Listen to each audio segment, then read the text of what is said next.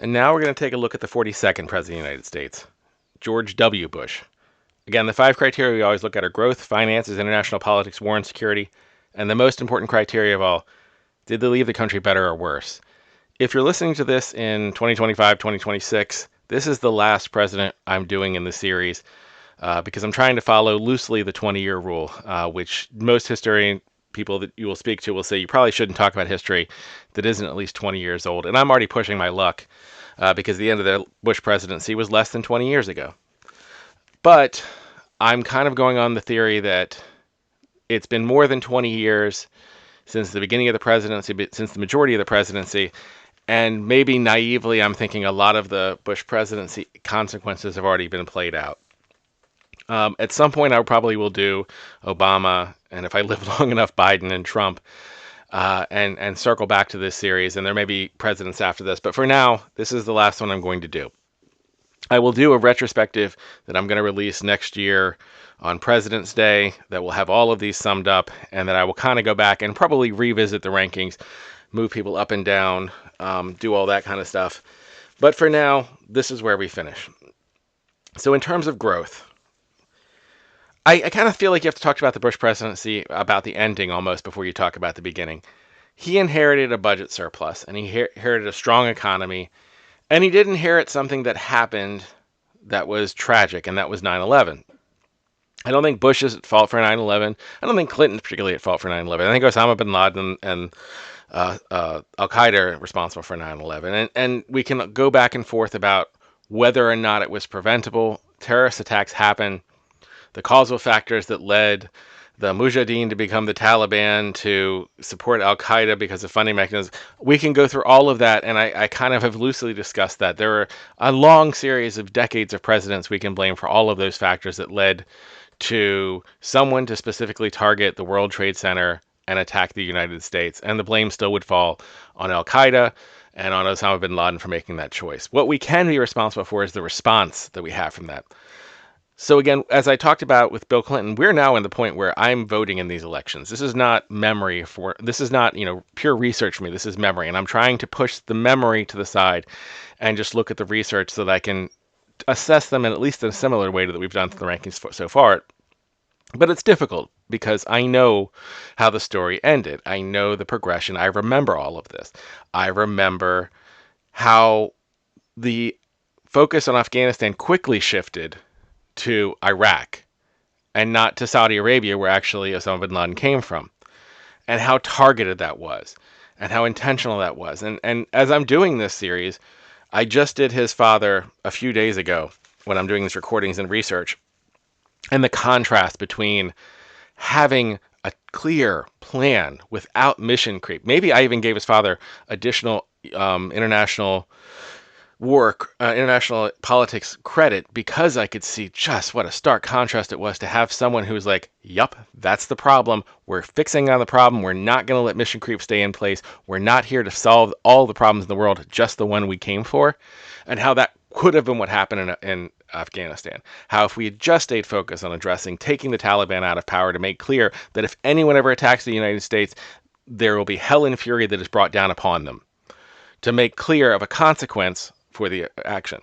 If we had stopped there, I think we would view the Bush presidency completely differently, but we didn't. And there was a moment where I think his approval rating was like 91%. And so much could have been done in that moment, and it was just so squandered. And that wasn't the only failing. So again, let's circle back to the 5 criteria because now I'm drifting. In terms of growth, he left the Great Recession. The decisions made by Bush and the Congress, he had a Republican Congress who would do more or less whatever he needed them to do.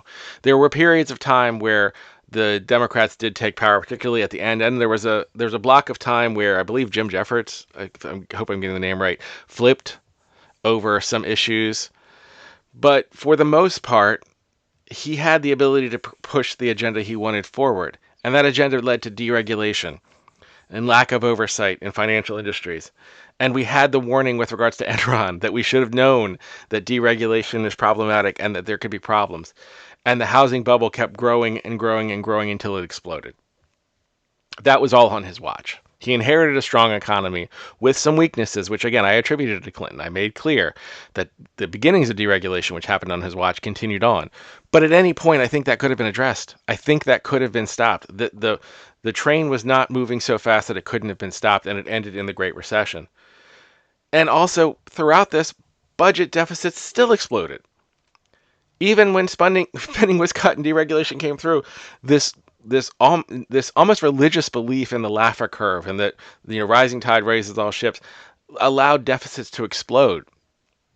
So you didn't even have balanced budgets. You just had all of these huge expenses. Some of it because of the wars, which we'll get to in international politics and war and security. Some of it just because of poor management, picking people who were not competent for the job. Most famously, heck of a job, Brownie, with Hurricane Katrina. He didn't do a good job. He didn't pick people who did a good job. The people he picked failed at their jobs, and that is a lot of why the economy collapsed and we left with the Great Recession. So in terms of growth and finances, he rates very low. Not Hoover level, but very low.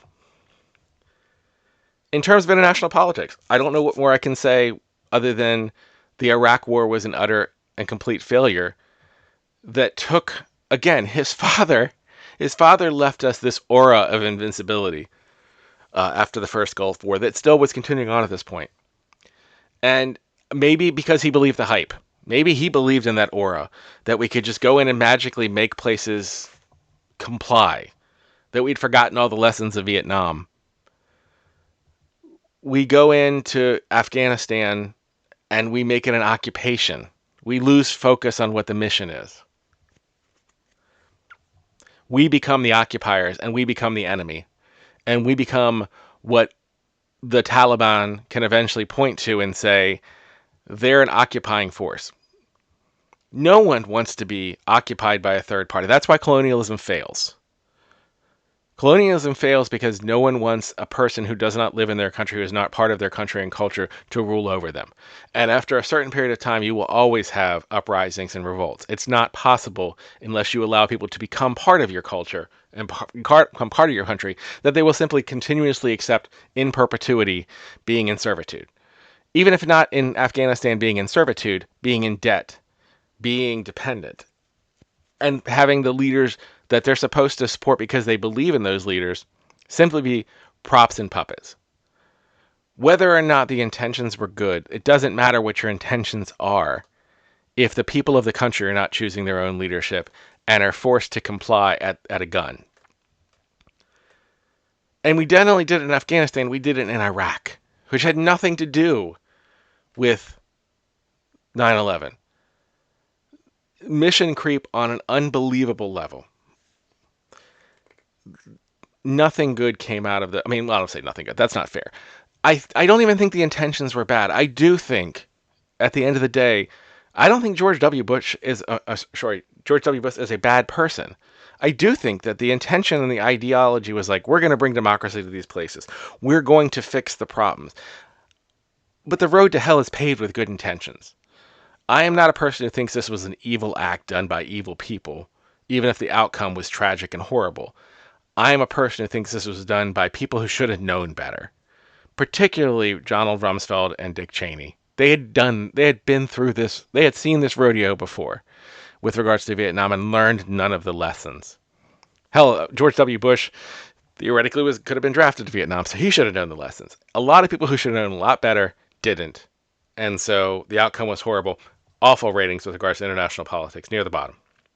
Similarly, with regards to war and security, near the bottom. We entered into two wars we didn't need to enter into. I don't know what else to say about that. Fortunately for him, it's still not at the bottom because we have people who created the Civil War and lots of other things. There are lots of worse presidents, and that's one of the reasons I love doing this video series. Is I'm doing comparisons. I'm not talking about individuals. Comparatively, even though he was so bad in terms of war and security, there were still a lot worse presidents. And that brings us to, did he leave the country better or worse than he found it? I'm not going to say that everything George W. Bush did was bad. I think that there were a lot of things he did that had positive impacts on the country. Even some of the controversial ones. I actually think No Child Left Behind, on the whole, probably was better than what came before. Again, similar to the crime bill, there were many, many flaws, and you can find many things to criticize. But I do think it brought a lot of accountability to a system that wasn't being held accountable, and it was allowing a lot of people to slip through the cracks without getting any access to education, because the focus was still on, it was not making sure we went out and got every kid the system. It allowed a lot of gaming the system. I'm rambling here because this is actually a topic I know a lot about, and there was, prior to No Child Left Behind, a lot of times where poor kids, black kids, were just ignored. If they didn't come to school, no one cared because there was no accountability. They would still get the funding whether the kids showed up or not. And I do think closing a lot of those loopholes was absolutely critical and important. And I do think that the Bush administration does deserve some credit for that, even if there were a large number of flaws within No Child Left Behind that any educator will tell you about. I'm not an educator, actually, but it's a topic that I'm very familiar with because of what I do for a living. But they certainly don't outweigh the fact that you not only left the country embroiled in two quagmire wars, you left the greatest financial collapse since the Great Depression on the end of your watch, when you started with an economic surplus and no wars. Better or worse? Obviously, much, much worse. So where does this leave him? Sadly, it doesn't leave him at the bottom because we've had a lot of horrible presidents. I was going through the list, and let's just start from the bottom. He's not worse than James Buchanan. He's not worse than John Tyler. He's not worse than Herbert Hoover. And he's not worse than Andrew Johnson, in my opinion. Where I ran into the first question mark is he better or worse?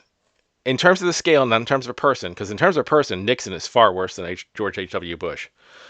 Richard Nixon was a far worse person morally and ethically than George H.W. Bush. I actually don't think George H.W. Bush probably is a bad person from everything I read about him, other than his alcohol problem in the youth and probably just being spoiled. It does seem like he generally has good intentions from everything I read about him. But in terms of his success as a president, absolutely I'm going to put him at worse than Nixon, I think, at number 38. Just an absolutely tragically horrible presidency, with the country being in far worse shape than it was given to him.